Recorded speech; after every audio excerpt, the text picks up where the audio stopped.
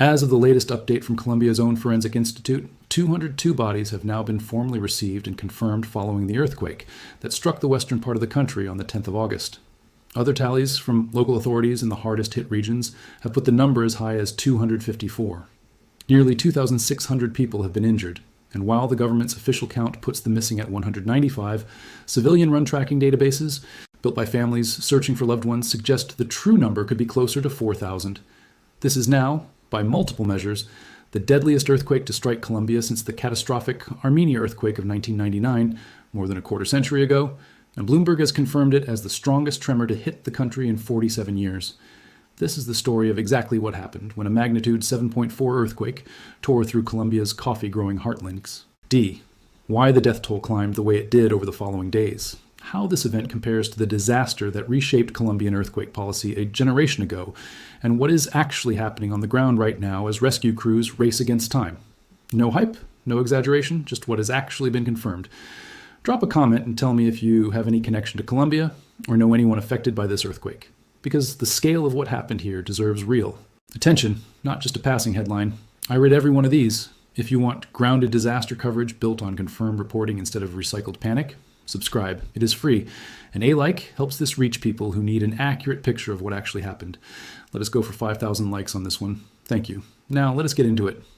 The earthquake struck at roughly 7:30 in the morning, local time on Monday, the 10th of August, with its epicenter located near the municipality of San José del Palmar in the department of Chocó, an underdeveloped, mountainous stretch of western Colombia, roughly 150 miles from the capital, Bogotá.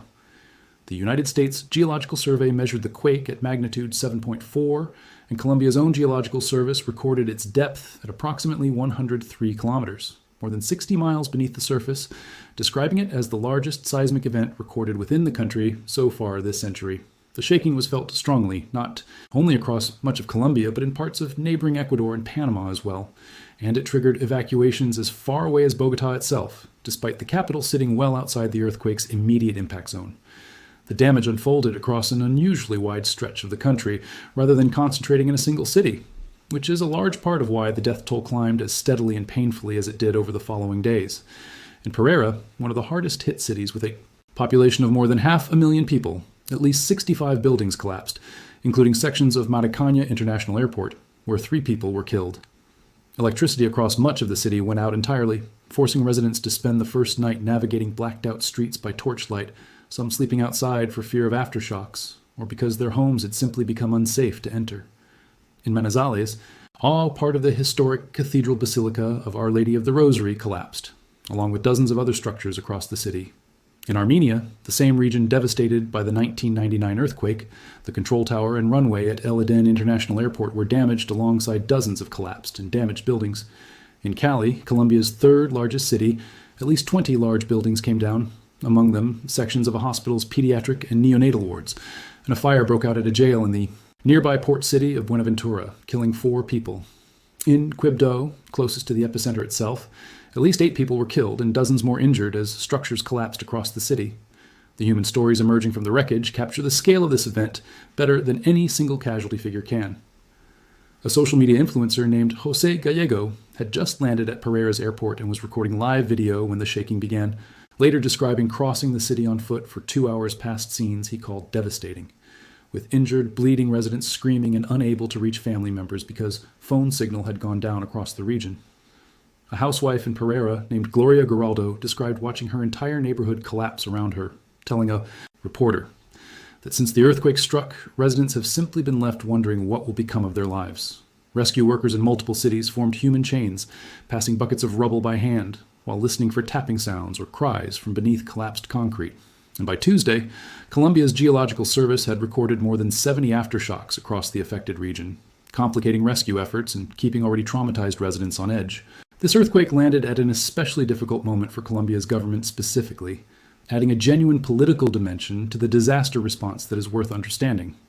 President Abelardo de la Espriella had been sworn into office only the Friday before the earthquake struck, meaning the disaster arrived as arguably the very first major test of his administration.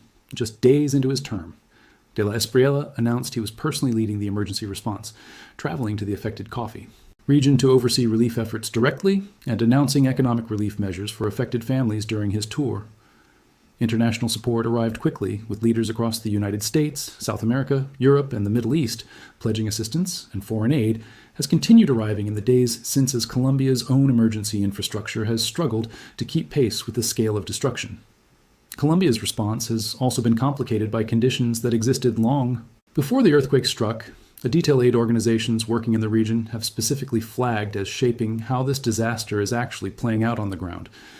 Giovanni Rizzo, Colombia director for the Norwegian Refugee Council, noted that the earthquake compounds an already severe humanitarian situation in parts of the affected region, where deep poverty and decades of civil conflict had already forced significant displacement well before the ground began shaking. That existing vulnerability matters enormously for how a disaster like this actually unfolds, because communities already stretched thin by poverty and displacement typically have less resilient housing stock, less access to emergency savings or insurance, and less capacity to relocate quickly if their homes become unsafe, meaning the same magnitude earthquake striking a wealthier, more stable region might have produced a meaningfully different humanitarian outcome even with identical structural damage. To understand why this earthquake has proven so much deadlier than the vast majority of Colombia's more routine seismic activity, and why comparisons to 1999 keep coming up, it helps to understand exactly what made the 1999 Armenia earthquake such a devastating benchmark in the first place. That earthquake, though considerably weaker at magnitude 6.1, struck at a much shallower depth of roughly 17 kilometers, directly beneath densely populated parts of the coffee-growing region, and it killed more than 1,180 people, injured over 8,500, and destroyed or severely damaged upward of 35,000 homes, overwhelmingly due to poor structural performance in unreinforced masonry buildings that had never been built to any real seismic standard. That disaster fundamentally reshaped Colombian building policy, leading directly to the country's NSR 98 seismic building code and a further revision in 2010 that imposed considerably stricter design requirements. This year's earthquake, despite striking with dramatically more raw energy, a magnitude 7.4 event releases roughly 40 times more energy than a magnitude 6.1 event, has so far produced a lower confirmed death toll than 1999 did, a difference researchers and engineers point to as at least partial evidence that the post-1999 building code reforms have measurably improved structural survivability in newer construction, even though this year's death toll, given how many people remain missing, may still climb considerably higher before search and rescue operations conclude. That improvement should not be mistaken for this event being anything other than a genuine national catastrophe, and the numbers already confirmed make that plain enough on their own. Colombia's president has confirmed more than 1,100 homes destroyed outright and over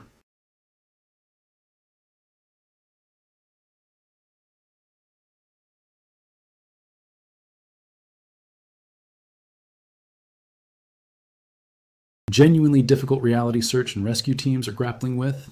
That official confirmation of a death requires locating and identifying a body, a process that, in a disaster of this scale, spread across multiple cities and complicated by ongoing aftershocks, can take considerably longer than families searching for missing loved ones are able to wait for news. The unusual depth of this earthquake is also worth understanding on its own terms, because it partly explains how a magnitude 7.4 event caused this much damage across such a wide area without producing an even higher death toll than it already has. Earthquakes originating more than 100 kilometers below the surface, as this one did, generally distribute their energy across a much broader area than a shallow quake of the same magnitude, since the seismic waves have to travel further through the Earth's crust before reaching the surface, which tends to reduce peak ground shaking intensity directly above the epicenter compared to a shallow event. That same broad distribution, however, is part of why so many separate cities across such a wide stretch of western Colombia, Pereira, Cali, Manizales, Quibdó, and Armenia among them, all experienced significant damage simultaneously, rather than the destruction concentrating overwhelmingly in a single location the way the shallow 1999 earthquake did in Armenia specifically. There is also a regional context worth understanding, because this earthquake did not strike an otherwise quiet corner of the world. Just 2 months earlier, in late June, two powerful earthquakes measuring magnitude 7.2 and 7.5 struck neighboring Venezuela in rapid succession, causing widespread damage and killing more than 5,000 people according to reporting at the time. Colombia sits at the convergence of multiple tectonic plates, including the Malpelo, Panama, Caribbean, North Andes, and South American plates, making it, along with much of the surrounding region, one of the more seismically active corners of the Western Hemisphere, a reality residents across the region have now been forced to confront twice within a matter of weeks. So what does all of this actually mean for you, whether you have any direct connection to Colombia or are simply trying to understand the scale of what has happened there? The practical lesson is that the confirmed death toll figures reported in the first hours and days after a disaster like this one are almost never the final number. And treating an early figure as the complete picture, whether that number sounds smaller or larger than it eventually turns out to be, tends to badly distort public understanding of the disaster's true scale. The gap between Colombia's official missing count and the far larger civilian-tracked figure is a genuine ongoing part of the story, not a resolved footnote. And the confirmed death toll is very likely to continue rising over the coming days and weeks as search and rescue operations reach the hardest hit and most remote areas, including the mountainous region directly around the epicenter itself. The honest, grounded summary is this. A magnitude 7.4 earthquake struck western Colombia's Chocó department on the 10th of August, killing at least 200 people according to the country's forensics institute, injuring nearly 2,600 and leaving as many as 4,000 people reported missing by civilian tracking efforts, even as the government's official missing count remains considerably lower. It is Colombia's strongest earthquake in 47 years and its deadliest since the 1999 Armenia earthquake, which killed more than 1,100 people despite being a considerably weaker quake, a comparison that points to real measurable improvement in Colombia's post-1999 building codes, even as this year's earthquake has produced a genuine, still unfolding national catastrophe across Pereira, Cali, Manizales, Quibdó, and Armenia. The earthquake, struck just days into a new president's term, arrived on the heels of a similarly devastating pair of earthquakes in neighboring Venezuela in June, and has left search and rescue teams racing against time as aftershocks continue and thousands of families wait for word on missing loved ones. We are going to keep tracking this exactly the way we tracked it today, straight from Colombia's own Forensic Institute, the country's geological service, and the reporters actually on the ground in Pereira, Cali, and the surrounding region, not recycled headlines. Subscribe so you do not miss how the confirmed death toll and missing count continue to evolve over the coming days, because based on how many people remain unaccounted for, this story is very likely far from finished. And leave that comment below. Tell me if you have any connection to the region affected by this earthquake, because behind every one of these numbers is a real family still waiting for news.